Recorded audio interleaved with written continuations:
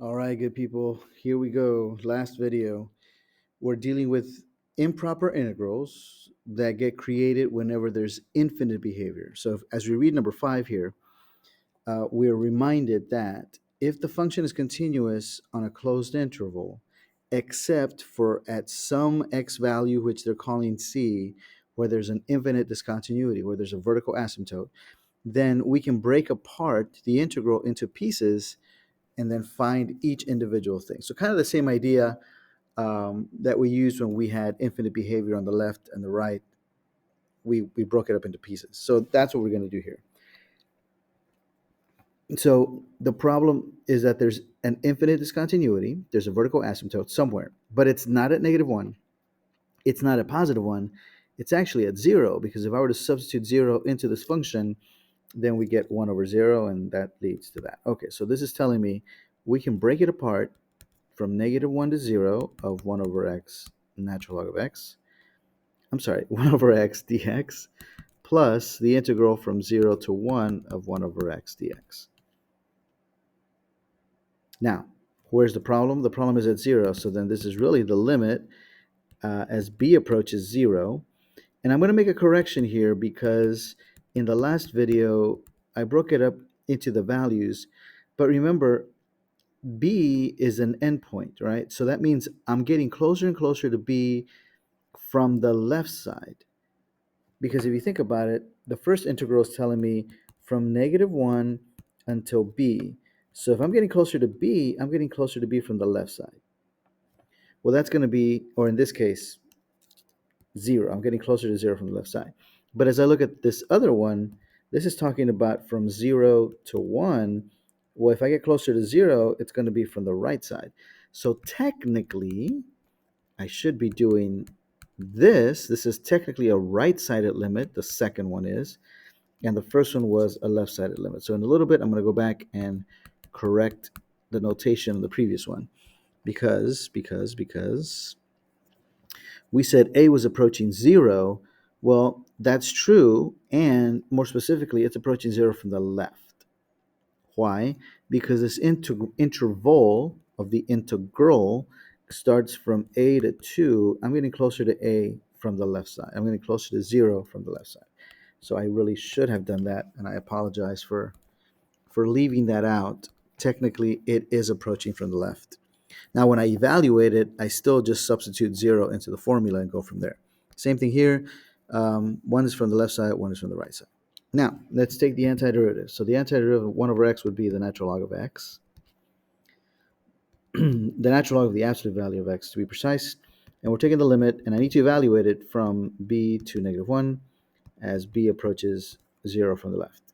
So I substitute the top value minus I substitute the bottom value as we take the limit of b as b approaches 0 from the left. Well, if I do the absolute value of -1, that's going to be +1, and the natural log of 1 is 0, so that's gone. So really, I'm looking at this part. So what happens as I put smaller and smaller numbers that are getting closer to 0, into the natural log? Well, if you recall what the natural log function looked like, here's my y-axis, here's my x-axis. The natural log looks like this. So as I get closer to 0, and let me do that in a different color, as I get closer to 0, this function just goes down to -infinity. So as b gets closer to 0, the natural log of b gets closer to -infinity, and then at that point, it's like, what do I do? Well, it falls apart. So this is a divergent integral.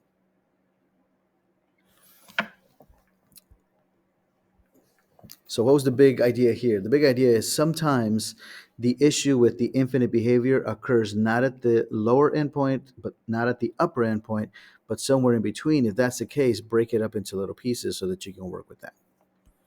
Alrighty. And then finally, I want to do one from over here, and then we'll be done. I want to do number 4, only so that we can practice integration by parts, a skill that we did in the previous set of videos. So I know that I have an improper integral because there's an infinity involved. So I'm going to change it right away, and I'm going to say, hey, I'm going to take the limit as b approaches +infinity of the integral from 1 to b of x times e to the negative x dx. Great. So now I'm supposed to be able to take the antiderivative of this. So I think this is a candidate for us to use that UdV substitution table shortcut here. So I'm going to say u is x. And that means the derivative of x is 1, and that means the derivative of 1 is 0. And I'll stop. And then I'm going to say my dv is e to the negative x. The antiderivative of this, if I do a little u substitution here, is negative e to the negative x. And the antiderivative of that would be e to the negative x. So if you don't know how I did that, just do a little u substitution, or you can ask in class and I can explain it. Remember that we alternate signs. So this is positive, this is negative, this is positive, and then we multiply. Multiply diagonally, multiply diagonally. So it turns out we are really taking the limit as b approaches infinity of positive x times negative e to the x would be negative x e to the negative x. Negative 1 times e to the negative x would be minus e to the negative x. And we're going to evaluate that at 1 and b. Okay, so just to make sure we're following here, the problem is that I have an improper integral because there's an infinity involved. So I'm going to take the limit as b approaches infinity of the integral from 1 to b. But in order to do this antiderivative, this is an integration by parts antiderivative. And so I use this little shortcut table in order to get to my antiderivative. Now I'm ready to substitute in. So let's substitute the b first. So this is negative x e to the negative b. Now before I go on, e to the negative b is the same thing as negative x over e to the positive b. So why don't I just flip it over while I'm here? Minus 1 over e to the b. So that's the first part. Minus, and now I'm going to substitute a 1. So that would be negative 1 over e to the 1 minus 1 over e to the 1. Okay? Well, let's see. What happens as b gets bigger and bigger and bigger positively? Well, in this fraction, that's going to go to 0 because the exponential is going to grow in the denominator, and my fraction is going to get smaller and smaller and approach 0. Minus. What happens in the second one? Well, it also goes to 0. As b goes to infinity, e to the b, the denominator goes to infinity, and 1 over a number that keeps getting bigger is just 0.